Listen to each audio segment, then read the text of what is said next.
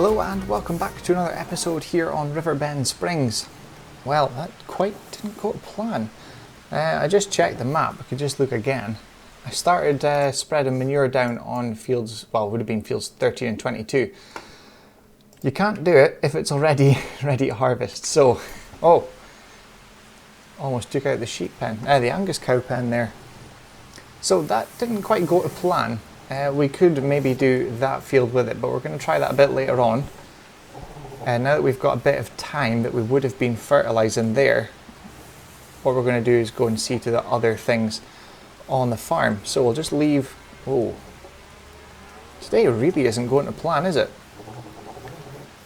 I think we'll just leave that there just now because we're going to need it later on to do that little field to try and get rid of some of this. It's not piling up massively just now, but it will at some point.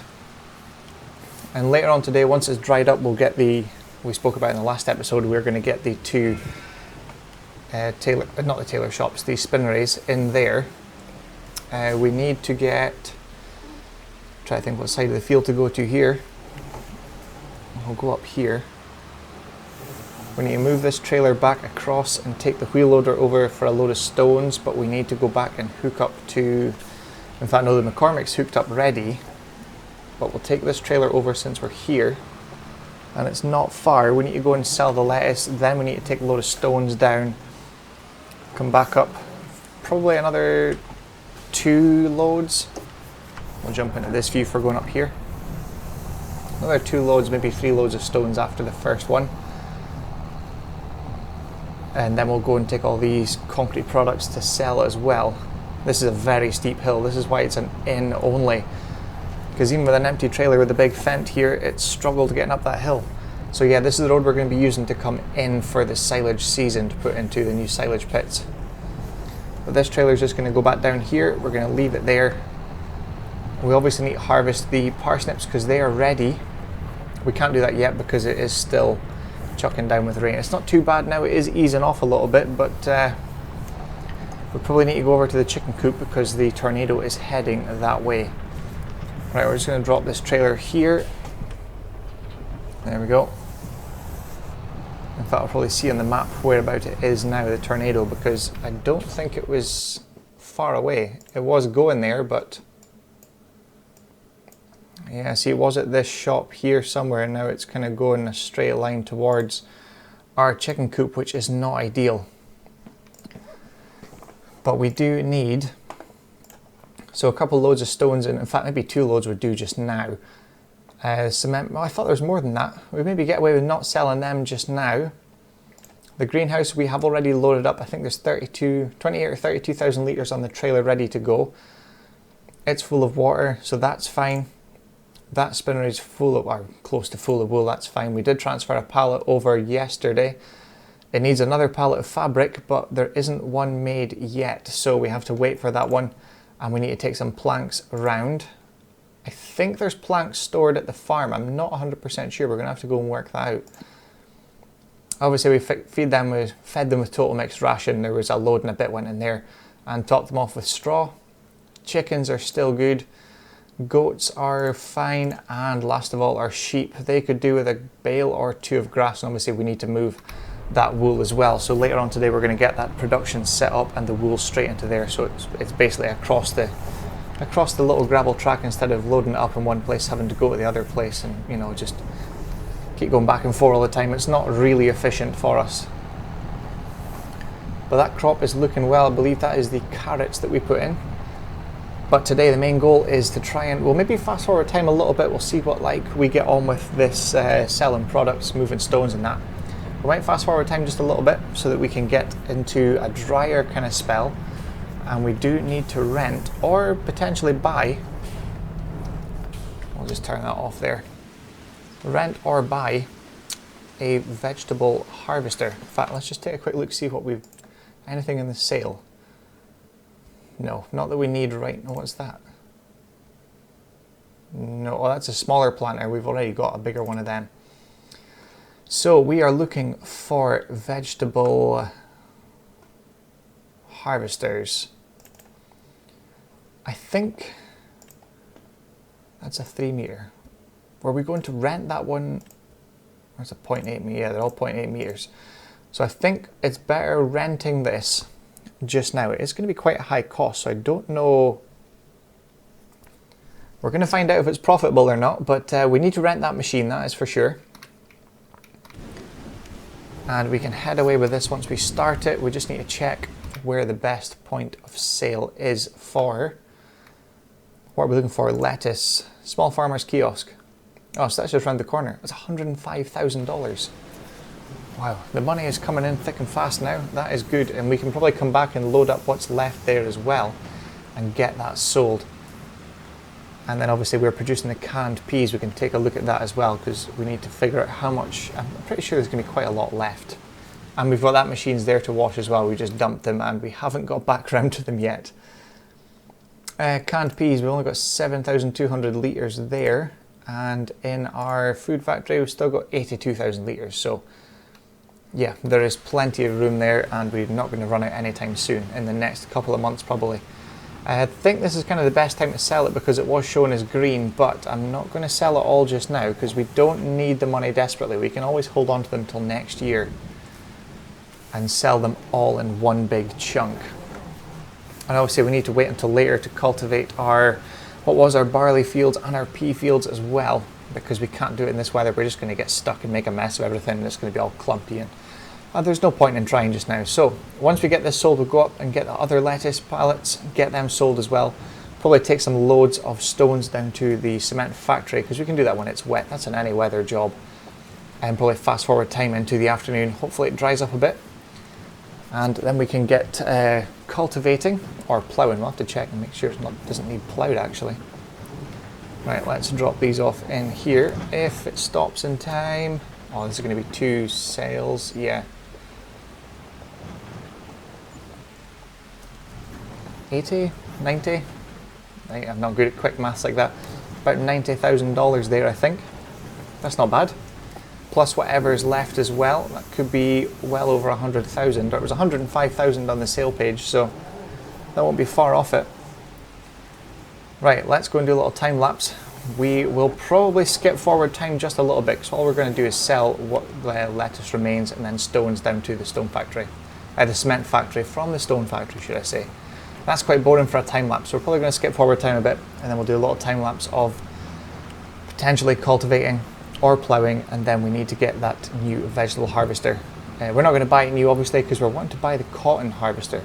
That is a big cost to us, although it is the same price, if not more than the cotton harvester, so I think we'll purchase the cotton harvester.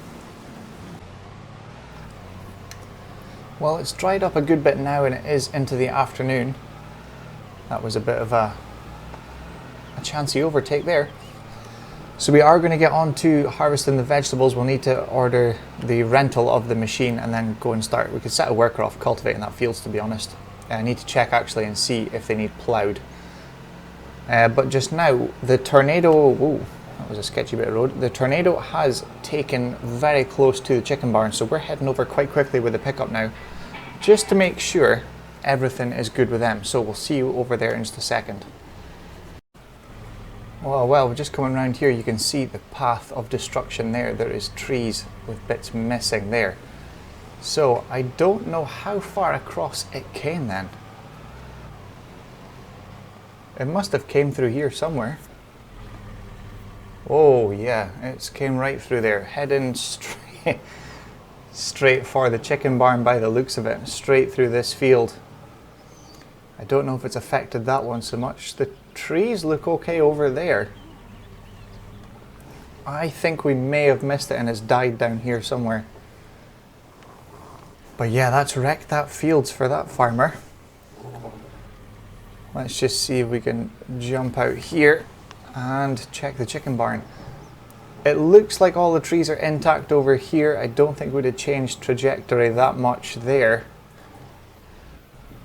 Everything looks, he's turning, everything looks okay here. The trees are still standing, so is there anything up there? No. That's good news then. I was thinking we were going to come into sheep missing and a sheep tornado. No, everything here looks good, so that is fantastic news. We'll just check down this side since we're up here, because we're not going to need to be up here for quite a while. Oh yeah, everything's good here. Perfect. So I think it's just over there that's being destructed really, and the trees being taken out by the tornado. But everything up here is fine. Our animals are fine. That is good. I'll maybe give the farmer that owns that field a quick phone call just to say expect a yield reduction this harvest, because most of that field has been taken out with it. That is very unfortunate, but I think we had that as well. The last tornado, it came through our yard and tore up some of the trees and sent some of our implements flying, so everyone's got to get their turn. Just yeah, he's missing quite a bit of crops in there, especially that one's there. That has taken out most of the field, probably about 40, maybe 30-40% of the field's gone. Wow. Right, our stuff's fine. That was the main concern, chickens and the sheep, so they are good. The goats even. It's goats up there, it's sheep down beside the Angus barn. We've got too much animals now dotted all over the place, we can't remember what is where. But no, that's good. Right, let's get on with today. We are going to nip in past the store here, and we will get a rental of the vegetable harvester, and we're going to get started on that.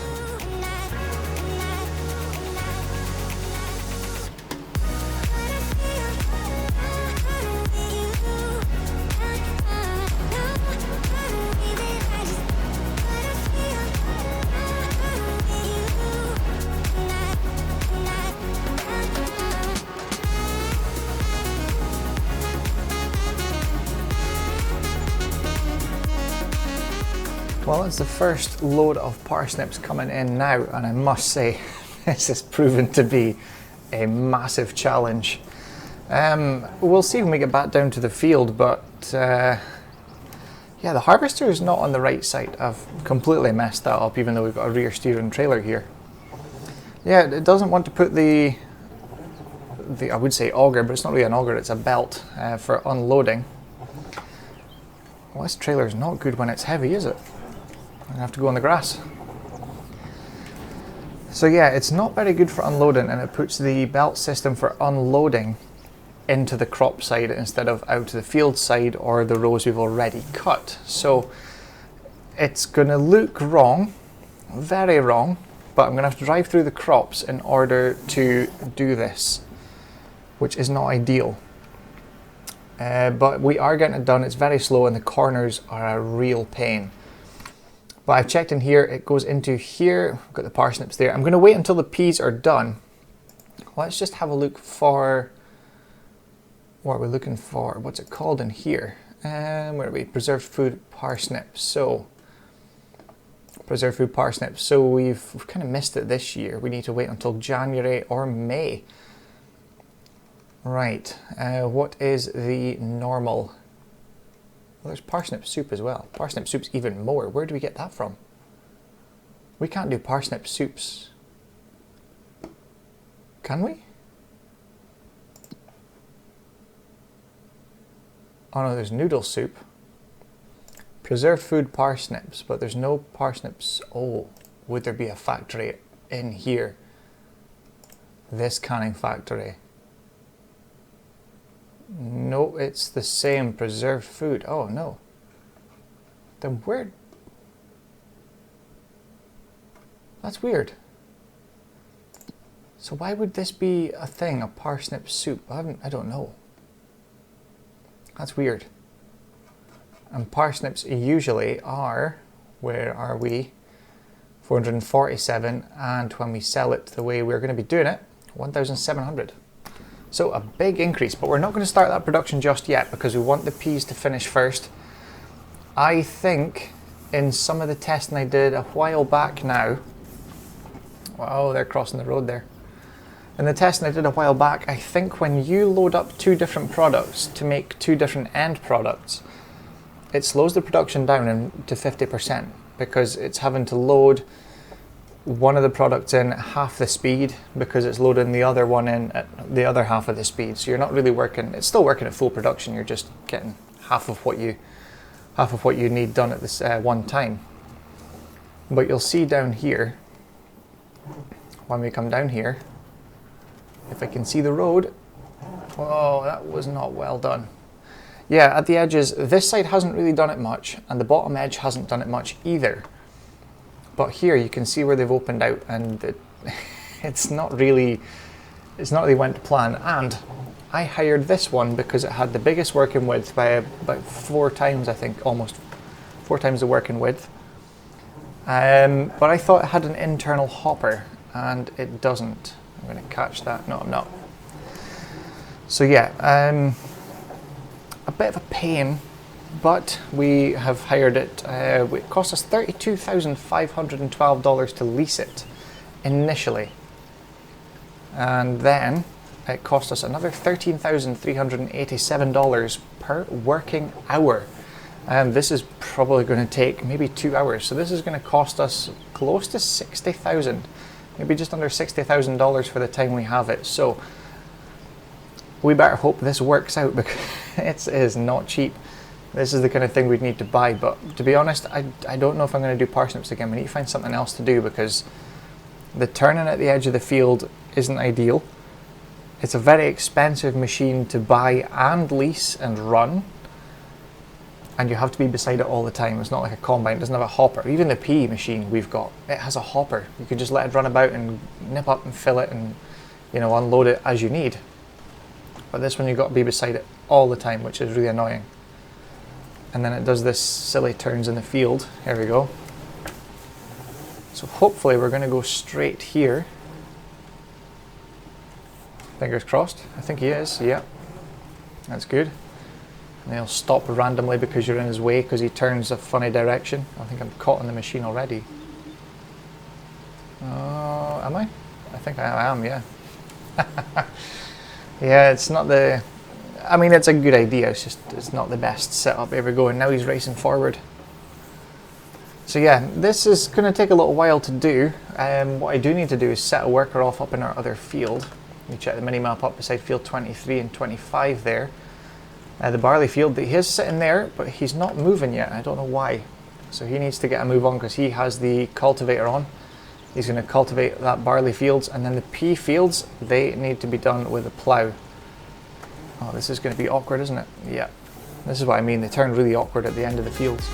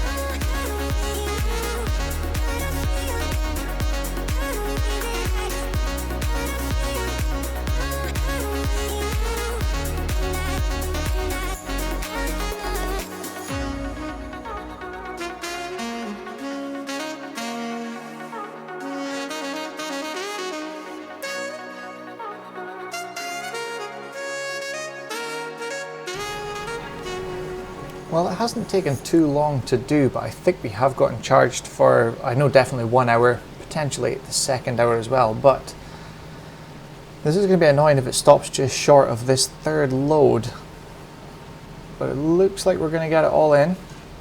That's very close. Is there any more coming out? I think that's it. That is very close indeed. That is a perfect size field for this. So another 29,914 plus the 2 full loads we've already taken in. So that's just under just under 90,000 litres. Where are we? Canning factory, why is it stuck on that one? Why is it, oh, that's available, that's why. Where's our one here? So, oh no, there's 88,000. Is that right? Oh no, there was 3 loads. This is, oh right, so this is the 4th load. I was away to say. So, almost 120,000. Why is it? Parsnips haven't been activated, have they? No, why is it an odd number? That's weird. Well, there's definitely no parsnips being produced. That should be 90,000. Oh no, it wasn't. One of the loads was, I think the first load. Has that guy left? He has. Right. I think it's best to maybe return this. What are we looking for here? Parsnips. Yeah, that's the first window, and our other ones. What did we put in? Carrots. Yeah, carrots. My mind went blank there for a minute. And carrots is meant to be, well, can start today, but I think we put them in a little bit late. Yeah, it's not even dark green like these, so yeah, we're gonna return wherever it is here. We'll need to return this. That one there. So leasing cost is 19,000. Oh, that's on top of the 32,000, I think. Oh no. Right, return that because it's empty and we finish using it. Right, I think if we look in here, vehicle leasing costs $45,900. That is not cheap. This parsnips better make a. They better make it work. I'm going to do a quick calculation and see what we've got in total once we put it into our production, and roughly calculate what we'll be looking for at the highest sell price and see what we've got. So I'll see you there and see what we can get worked out to see if this has been worth it or not. There's another job we need to do as well. We've just noticed that it says no more space for new pallets at the wool, so we need to go and get them moved as well. We kind of got this sidetracked with that. And there's something new in the sale. Let's take a quick... No, 180 horsepower. That's too small. Oh, that's the vehicle leasing cost to come off now, so 13,387, which makes the 40,000. Is that right? Finances. $45,900, yep, so that is correct. Wow, that was not cheap. Right, yeah, let's get this calculated up. I just thought I would do a quick record there because that sheep wool thing came up and I completely forgot about it. So that's a reminder, we need to get that done and probably get this lettuce stacked up as well to get it sold. This trailer really isn't good for reversing, especially when it's full. The tractor's pushing quite hard on the accelerator. There we go. Oh, very awkward. Right, let's get this tipped in, see how much we've got and work out roughly what we are going to be expecting. Right, we'll leave that trailer there. So we've just done quick calculations now. So we've got 118,702 litres of parsnips. Where are my parsnips there? So for each, so we haven't included the cycles because we don't know how long it's going to take. I haven't worked that out. I've worked out the cost. I haven't worked out the cost per month as well because I don't know how much a month it's going to be. But even at $100 a month, it's not going to rack up to much. You know, $1,000, $2,000 even at the most if it takes that long. But it takes 100 litres of parsnips to make 45 litres of preserved food parsnips, which gives us a total of $92,697 dollars. And if we remove the $45,900 for the lease cost of just that vehicle, we're only left with $46,797. You add in the cost of the machine to plant it, and we've made a loss so far, I think. We'll have a quick check actually. We can see the exact price of it. Vegetable planters, and is it this one? 51,000, yeah. So we have made a $5,000 loss so far, just with parsnips, and we need to spend another 32,000 to lease the harvester again to do the carrot field just over there. So we need a big field to do it with, and to buy the harvester outright to make profit. But even then, it's going to be a substantial loss for quite a while. What was I going to be doing here? I need the Manitou, which is somewhere here, I think. And we need to start stacking up the canned peas as well, because they're going to start taking up room. I'm pretty sure the Manitou's down here somewhere, because we need it to go and move wool pallets. We still need to excavate a bit, but I'm going to move pallets just now, get them out of the way. Then we need to excavate a bit more today to make room for our new spinnery. Because that will, we'll need to move that across as well, because this is probably out. Yeah, material's missing. Oh, that's fantastic. How about this one here? Still got wool, that's fine. Right, everything's piling up really quickly just now. It's not the best, but we're going to work with what we've got.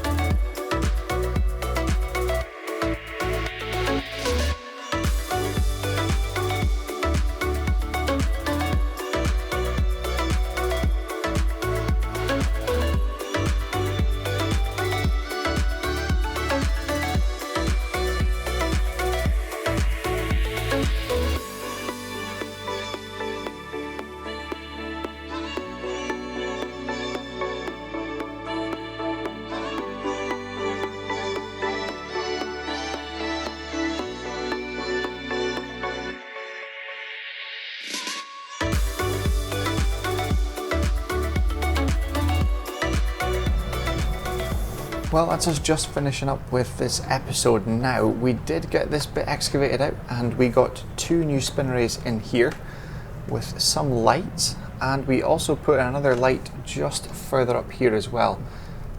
We still have room here, or we should have room for 2 tailor shops here.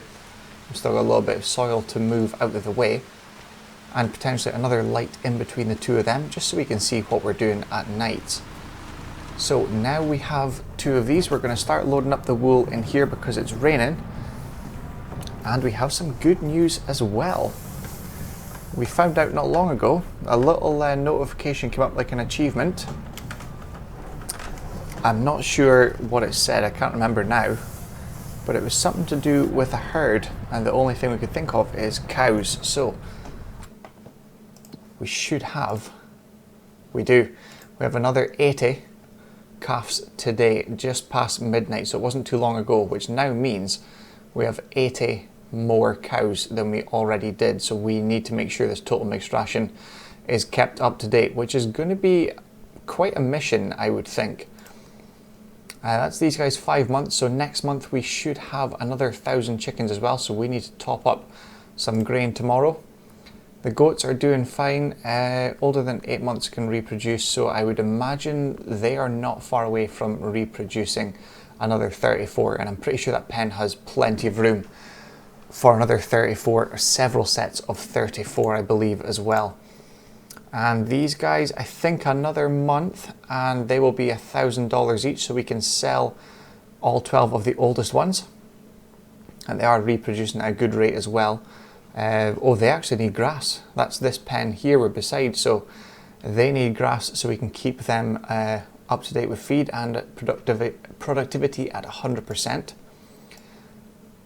And the grass fields, these ones 22, 13 and 12 are ready to go today once it dries up, because it is chucking down with rain just now. 84 is another month away because it is ready to harvest now, but it needs another stage. I think we're going to have to plough, or not plough, maybe have to cultivate all that grass fields and put grass fields into potentially field 24, so that we've rotated that around, and this can be used for other crops. I don't know what ones we're going to try though. And the rice fields are both ready today as well, so we need to wait until the rain stops, which is going to be, oh that's fine, yeah, it's going to be quite warm today, so we can wait until we wake up in the morning, probably about 8 o'clock. We're going to have a kind of a long lie-in, I think. It's been a long 2 months really for us, trying to get stuff organised for the silage pits and all the other bits and bobs we've been doing, so it has been busy. Oh, this is going to be a pain, isn't it? There we go. We're going to get both of them. We are. So I'm going to get this wool fed into here. In fact, we can start one of that spin race because they now have 2,000 litres of wool in there. We're going to put this one into the far one again to top up even more.